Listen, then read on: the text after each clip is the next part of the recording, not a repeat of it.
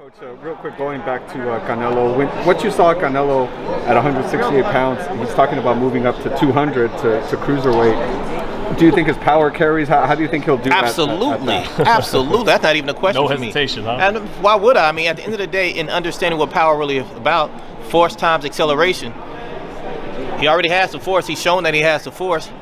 He already has the speed. He's going to be faster than the guys at that level, so he's going to continue to take that up. You know, it's a matter of him not getting touched, right? Not getting hit at that size. And Canelo's been very good at being the ring general and controlling that from happening. So I don't see it being any different. I think he's going to go out there and he's going to show the world that he can do it at any level. He's definitely one of the best to ever do it in the sport. He's been in the ring with some of the best to ever do it, and I don't expect it to be any different. I just want him to get back in there with my guy Caleb. That's all I need. How do you go about putting on 22 pounds of muscle correctly? You know, I didn't say it's going to be 22 pounds of muscle. Okay, yeah. 22 pounds, yeah. I didn't say muscle, What are right? your thoughts on the Teofimo fight coming up and the Benavidez fight coming up? I think that you got a division that has, in the recent years, become very, very, very exciting based on the people that are in it.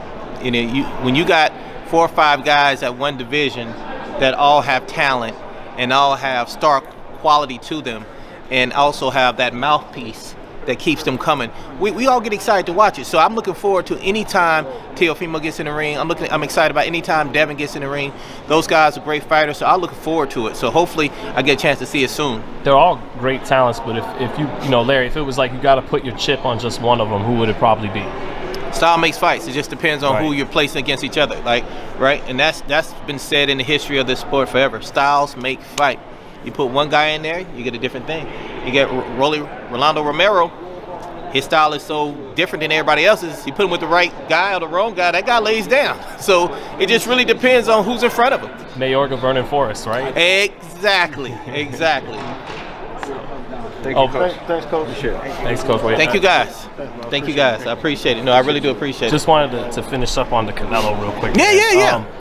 So if it ain't 22 pounds of all muscle, are you going to lose some speed, though? Like, you know, moving It's up. possible. Yeah. It's possible. But it's still, no matter how much speed is lost, the percentage won't be high enough to make it equal to the speed of a cruiserweight. Mm-hmm. What I want to see, and I want everybody to get this, what I want to see is Canelo move up to cruiser and fight Badu Jack. That's who I want to see. Badu Jack. Take him on first.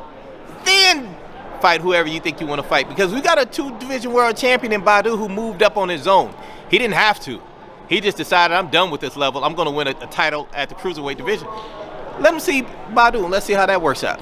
Well, okay. While I got you a matchmaker, let's go. What would you think if David and Caleb fought now to get back to the #1 spot?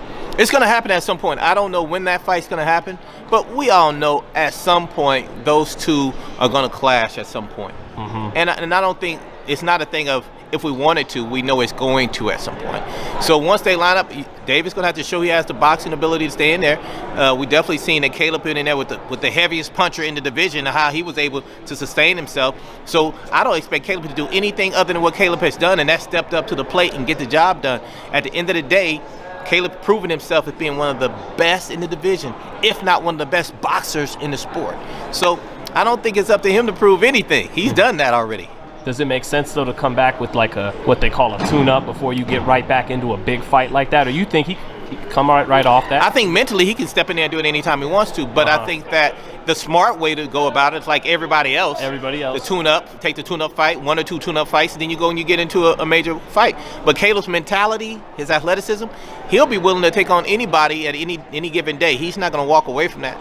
But, you know, that's not my job to be able to make that decision.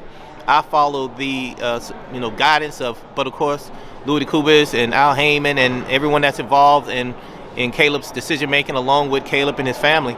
But at this point, mentally, he's not a guy that's going to walk away from that. I think we take our time. He just came off of a huge fight, huge stage, months of camp. It's about rest and relaxation right now. Yeah, man. Enjoy that shit with Jordan, man. Go on vacation. Go spend time with your family. Thing. That's what that's all about. Absolutely.